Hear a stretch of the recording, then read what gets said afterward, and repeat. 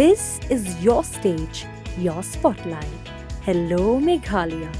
Your story starts here.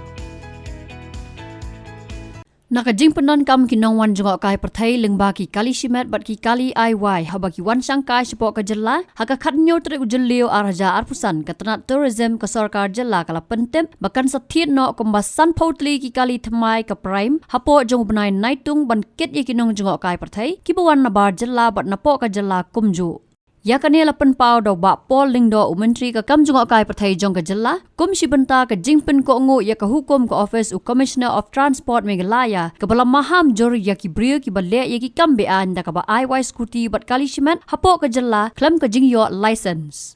In fact, yes, in the month of July we will again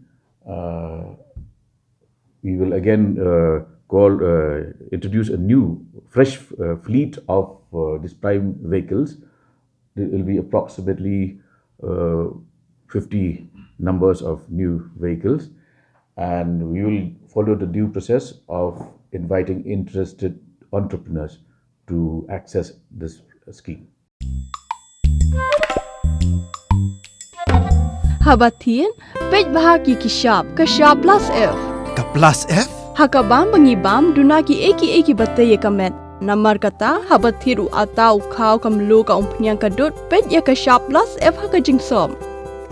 Yaki nutrient kumki vitamin bat ka ayan la icon diat bat ka bathau bha kam kata I ka dur jingki marbam ka jingma lani ka rukom shed yaki. Balehi banai kita.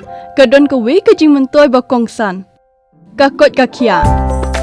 Ka nutrition bakam bha ka jing im bakam bha pendon kam daki marba modon ka sharp plus F menta kasni Lawan Ra Shapi lingba ko office jong commissionerate of food safety Meghalaya.